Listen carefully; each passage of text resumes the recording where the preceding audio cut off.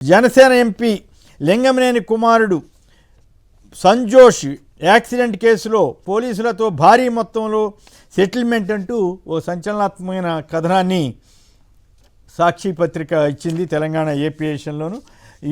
దీనికి ముందుగా రాజకీయ కారణాలతోటే తన పర్యటన అడ్డుకున్నారని కూడా రేవంత్ రెడ్డి గారు అంటున్నారు. ఇక ఈ వార్తలోకి వెళ్తే లింగమనేని గారి అబ్బాయి కేసు చూస్తే ఏం జరుగుతోంది, ఎట్లా ఈ పరిణామం మరి రెండు రాష్ట్రాల మధ్య హాట్ లైన్ ఉండటమా, లేక నిజంగానే పోలీసు ఆయన ఎవరో ఇంకా రకరకాల కారణాలు కూడా రాశారు దాంట్లో, ఆ కారణాల పోలీసులకి వాళ్ళకి ఉన్న సంబంధ బాంధవ్యాల ఏమిటి?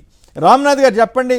ఇప్పుడు మనం చూసాం సిదిరి అప్పలరాజు గారి కేసులో ఒక రకంగా, ఇక్కడ ఇప్పుడు ఈ పోలీస్ బాస్ కాస్త మంచి ఆయన కాబట్టి ఈయన గట్టిగా రియాక్ట్ అయినట్టుగా వార్త వస్తుంది. మరి ఫైనల్గా ఆయన మీద ఒత్తిడి ఎలా పనిచేస్తుందో, చంద్రబాబు గారి మధ్య రేవంత్ గారి మధ్య హాట్ లైన్ ఉందని జాతీయ మీడియా సైతం లేదా రకరకాల అధికార ప్రతినిధులు వాళ్ళంతా కూడా వ్యాఖ్యానిస్తున్న నేపథ్యంలో మీ విశ్లేషణ ఏమిటి ఈ కేసులో?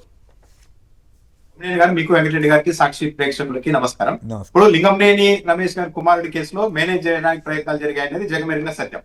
ఒక ప్రముఖ టీవీ ఛానల్ స్వయంగా ట్వీట్ చేసింది. అదేంటంటే, లింగంనేని రమేష్ కుమారుడు యాక్సిడెంట్ కి సంబంధించిన వ్యవహారాన్ని ప్రసారం చేయవద్దు అని ఒక అడ్వర్టైజ్మెంట్ కంపెనీ ద్వారా మమ్మల్ని ప్రలోభ పెట్టే ప్రయత్నం చేశారు. స్వయంగా మా ఎడిటర్ కే ఫోన్ చేశారు. మరేంటి మిగతా మీడియా సంస్థలను కూడా మేనేజ్ చేశారంటే, మేము మిగిలిన మీడియా సంస్థలు అన్నింటినీ మేనేజ్ చేసేసాం, మీరు ఒక్కరు ఉన్నారు కాబట్టి దయచేసి మీరు ప్రసారం చేయొద్దండి, మాట్లాడుకుందామని స్వయంగా మాకు చెప్పారు అని ఒక ప్రముఖ టీవీ ఛానల్ ట్వీట్ చేసింది. అంటే ఎంత బహిరంగంగా వీళ్ళు చేస్తూ ఉన్నారు. దానికి తోడు 40 కిలోమీటర్ల వేగంతో వెళ్లాల్సిన చోట దాదాపు 80కి పైగా 100 కిలోమీటర్ల వేగంతో వచ్చి కొట్టారని కూడా చెప్తున్నారు. ఇంత స్పీడ్ గా జరిగితే జస్ట్ స్టేషన్ బెయిల్ ఇచ్చి పంపించారు అంటే దీని అర్థం ఏంటి? మేనేజ్ చేయకుండానే ఇవన్నీ సాధ్యమవుతాయా? సిదిరి అప్పలరాజు గారికి ఏం సంబంధమే లేదు, ఆయన్నే అరెస్ట్ చేసి లోపలేశారు. కుమారుడు యాక్సిడెంట్ చేశారు, జెన్యూన్ గానే మామూలుగానే సాధారణంగా యాక్సిడెంట్ జరిగింది. కానీ ఇక్కడ అత్యంత రద్దీ ప్రాంతంలో ఒక చాలా ఖరీదైన కోట్ల విలువైన కారు తీసుకొని డైరెక్ట్ గా 100 కిలోమీటర్ల స్పీడ్ తో వచ్చి ఒక అమ్మాయిని నడు రోడ్డు మీద కొట్టేసి ఆమె చనిపోయేలా చేస్తే స్టేషన్ బెయిల్ ఇచ్చి పంపించారంటే ఏంటి? 16వ తేదీ ఘటన జరిగితే 5 రోజుల పాటు కనీసం మీడియాలో వార్త కూడా లేదు. అంటే ఇదంతా మేనేజ్ చేయకుండానే సాధ్యమవుతుందా? కుమ్మేన్ గారు పక్కాగా మేనేజ్ చేశారు. ఇక్కడ ఏదన్నా జరిగితే ఎంత హడావిడి చేసింది తెలుగుదేశం పార్టీ టీవీ ఛానళ్లు, పత్రికలు, అమ్మో అసలు మొత్తం రాష్ట్రంలో ఎవరు బతికే పరిస్థితి లేదు, వీళ్ళ వల్ల యాక్సిడెంట్ చేసి చంపేస్తున్నారని చెప్పారు. తెలుగుదేశం పార్టీ వాళ్ళు అప్పటికప్పుడు మంత్రి డైరెక్ట్ గా అక్కడికి వెళ్ళిపోయి బాధితులకు 10 లక్షలు ఇచ్చి పరామర్శించారు. ఎందుకు పరామర్శించారు అంటే, వైసీపీ వాళ్ళ మీద స్ట్రాంగ్ గా కేసులు ఇరికేయడానికి, లేనిపోని సెక్షన్లు పెట్టినా కూడా యువతలో మాట్లాడకుండా ఉండడానికి ప్రయత్నాలు చేశారు. ఇక్కడ ఇంత బహిరంగంగా జరిగితే అందరూ నడు రోడ్డు మీద చూశారు. కానీ స్టేషన్ బెయిల్ ఇచ్చి పంపించారంటే దీని అర్థం ఏంటి? మేనేజ్ చేయకుండానే మీడియా సైలెంట్ ఉంటుందా? మేనేజ్ చేయకుండానే కనీసం 5 రోజుల పాటు బయటకు రాకుండా పోలీసులు మేనేజ్ చేయగలుగుతారా? చేశారు. చివరకు పోలీసు ఉన్నతాధికారి ఇంకా చెప్తున్నారంటే, ఆ పిఎస్ లో ఉన్న ఆయన ఈయన అంతా ఒకే వర్గం కాబట్టి ఇదంతా మేనేజ్ చేశారని చెప్తున్నారు. అంటే ఎక్కడికి వెళ్తున్నారు? తెలంగాణలో జరిగింది, ఏపీలో జరిగింటే ఇంకా పెద్దగా అంచనాలు ఏం లేవు. జనసేన పార్టీ వాళ్ళు, టీడీపీ వాళ్ళు ఏదైనా చేశారంటే వాళ్ళ మీద కేసు ఉండదు, ఎదురు కేసు పెట్టకపోతే చాలు. మన అద్దంకిలు ఏం చేశారు? పోలీసులే వెళ్ళి ఆటోను కొట్టేసి ఆటో వాడే లాంగ్ రూట్ లో వచ్చారని చెప్పి వాళ్ళ మీద కేసు పెట్టే పరిస్థితికి వెళ్ళారు. నిలదీసిన గ్రామస్తుల మీద కేసు పెట్టారు. ఇవి ఏపీలో మామూలే. కానీ కాంగ్రెస్ ప్రభుత్వం ఉన్న చోట ఒక ఎన్డీఏలో భాగస్వామిగా ఉన్న ఎంపీ కుమారుడిని కాపాడేందుకు ఈ స్థాయిలో ప్రయత్నాలు జరిగాయి అంటే, మరి ఆ రాష్ట్ర ప్రభుత్వ పెద్దలకి ఇక్కడి వాళ్లకు సంబంధాలు లేదు, ఇదంతా సాధ్యమవుతుందా? చాలా క్లియర్ గా కేసు. దాంట్లో అనుమానం మీద మేనేజ్ చేయడానికి ప్రయత్నించారు, చాలా పెద్ద ఎత్తున చేశారు. కాకపోతే అక్కడ ఉన్న పోలీస్ అధికారులు అయితే చాలా సీరియస్ అయ్యారని చెప్తున్నారు. మరి ఫర్దర్ గా ఎలా వెళ్తారు అన్నది చూడాలి. రైట్. వెంకటరెడ్డి గారు మీ విశ్లేషణ ఏమిటి? సార్, ఇది 16వ తారీఖు ఇన్సిడెంట్ జరిగితే 20వ తారీఖు దాకా బయట ఎక్కడా రాలా. బయట ఎలా వచ్చిందంటే, ఈ సోషల్ మీడియాలో అక్కడ ఎవరైతే వీడియోలు తీశారో ఆ వీడియో ఒకటి అప్లోడ్ చేయటం వల్ల బయటకు వచ్చినటువంటి అంశం. లేకపోతే అసలు లింగమనేని రమేష్కి ఒక కొడుకున్నాడని, ఆ కొడుకు ఇంత పెద్ద కారు ఉందని, ఆయన ఒకళ్ళని గుద్ది చంపాడనే విషయం ఈ భారతదేశంలో ఎవరికి తెలిసేది కాదు. Point number 1. ఈ మధ్యకాలంలో మనం కొన్ని సంఘటనలు చూస్తే సీసీ ఫుటేజ్ 3-4 రోజుల తర్వాత సీసీ ఫుటేజ్ వీడియోలు సోషల్ మీడియాలో ప్రత్యక్షమైన తర్వాత మాత్రమే ప్రజలకి ఈ పెద్ద పెద్ద సంఘటనలు తెలుస్తూ ఉన్నాయి. ఒకటేంటి, గుంటూరులో మహిళను వ్యవస్థను చేసిన సంఘటన 3 రోజుల తర్వాత సోషల్ మీడియాలో వీడియో వచ్చినాక పోలీసులు వాళ్ళని అరెస్ట్ చేసినటువంటి పరిస్థితి. అలానే ప్రియాంక ఎక్కడైతే రాజమండ్రిలో, అది కూడా అసలు 3 రోజుల పాటు వాళ్ళందరినీ పోలీసులే దాచిపెట్టారు. ఎందుకంటే డైరెక్ట్గా పోలీసులు వాళ్ళకి సంబంధించినటువంటి రిమాండ్ రిపోర్ట్లు ఏం రాశారు, వాళ్ళ సెల్ ఫోన్లు మేము తెల్లారే స్వాధీనం చేసుకున్నామని రాశారు. మరి సెల్ ఫోన్ స్వాధీనం చేసుకున్నప్పుడు వాళ్ళ దగ్గర ఉండాలిగా, మరి ఎందుకు వాళ్ళని 3-4 రోజుల పాటు కోర్టులో ప్రొడ్యూస్ చేయాల? అంటే దాన్ని కూడా ఒక అధికార పార్టీ నాయకుడి కొడుకు దీన్ని మేనేజ్ చేసేటటువంటి ప్రయత్నం చేశాడనేటటువంటిది వచ్చింది. ఇప్పటికి ఈ సంఘటన చూస్తే ఎఫ్ఐఆర్ కట్టినప్పుడే మేనేజ్ చేశారు. ఎందుకు నేను ఆ మాట చెప్తా ఉన్నాను, ఎఫ్ఐఆర్లో ఇంటి పేరు రాయలా, ఇంటి పేరు కూడా రాయలేదు, సంజూష్ అని రాశారు. సంజూష్కి వెనక ముందే ఉండదా అండి? లింగమనేని సంజూష్ అని రాస్తే జనాలకు అర్థమైంది లింగమనేని అనేవాళ్ళు ఆంధ్రప్రదేశ్లో ఎక్కువ సంబంధించినటువంటి వాళ్ళు, ఎవరన్నా పొలిటికల్ బ్యాక్గ్రౌండ్ ఉందా అనేది ఎంక్వైరీ చేసేవాళ్ళు. కాబట్టి తండ్రి పేరు రాయాలి కదా, రెండు తండ్రి పేరు రాయాల. ఫస్ట్ ఏంటి, ఎఫ్ఐఆర్ కాపీలో ఇప్పుడు అతను ఫోన్ నెంబర్ రాసి కార్ నెంబర్ రాసినప్పుడు అతను ఒకవేళ నిజంగా అతను ఆల్రెడీ పోలీస్ స్టేషన్లో వీళ్ళు స్టేషన్ బెయిల్ ఇచ్చినప్పుడు ఆధార్ కార్డు తీసుకోకుండా స్టేషన్ బెయిల్ ఎట్టిస్తారు సార్? చిన్న పాయింట్ కదా.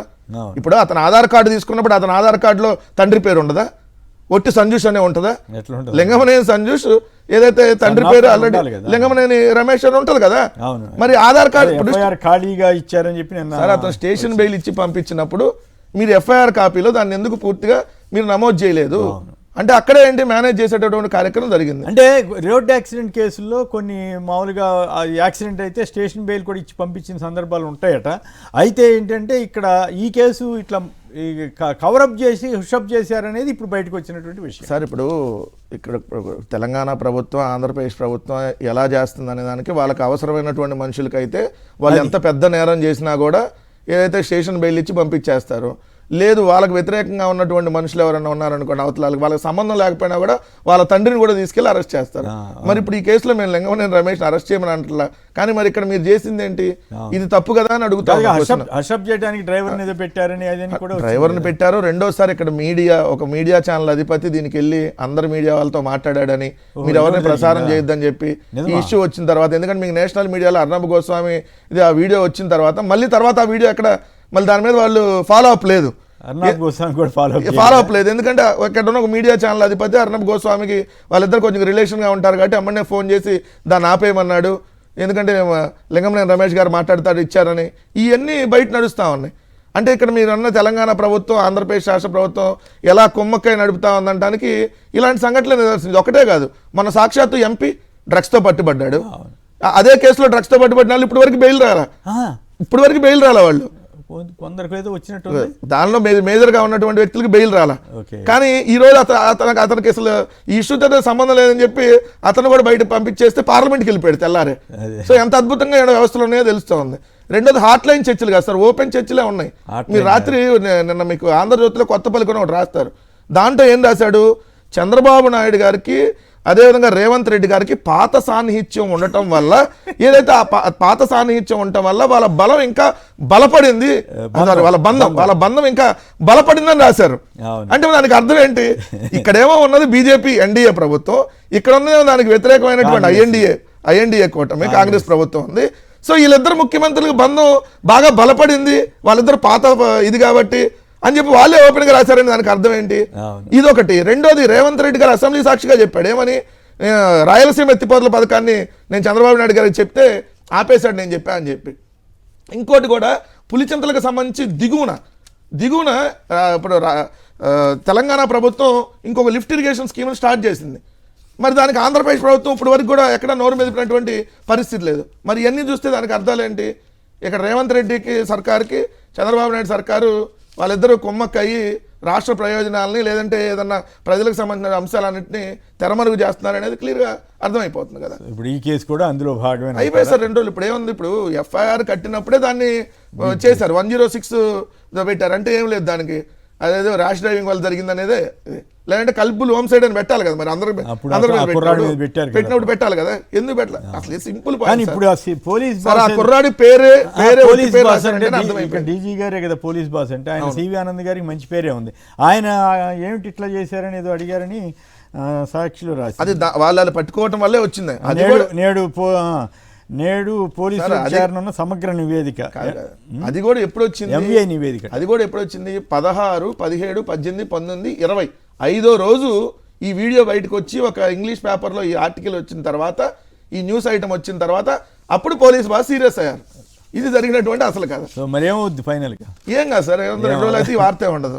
సో మనం నేను చూడలేదు, మనం రాసుకోవటమే, కొన్నాళ్ళు వాళ్ళ 2 ప్రభుత్వాలు వాళ్ళ చేతుల్లో ఉన్నాయి, వాళ్ళ ఎక్కువ పత్రికలు వాళ్ళ చేతుల్లో ఉన్నాయి, టీవీ ఛానల్ వాళ్ళ చేతుల్లో ఉన్నాయి. కాదు, నాకు ఆశ్చర్యం అండి, సిదిరి అప్పలరాజు గారి మీద ఇంకా అరెస్ట్ చేయలేదని రాసిన పెద్ద ఎల్లో మీడియా పత్రిక, నేను చాలా పెద్ద గొప్ప పత్రిక అనుకునే వాళ్ళు ఇక్కడ అసలు కుయ్యమంటలేదు. అంతే సార్, మన పాతపట్నం ఎమ్మెల్యేది అది కూడా వీడియో వచ్చింది కదా, వీడియో వచ్చింది డైరెక్ట్ గా ఎమ్మెల్యేనే వాళ్ళ కొడుకు యాక్సిడెంట్ చేస్తే బేరసారాలు కుదుర్చుకున్నది. సో మరి దాని మీద ఇప్పటివరకు ఎక్కడ ఎందుకు మాట్లాడలే?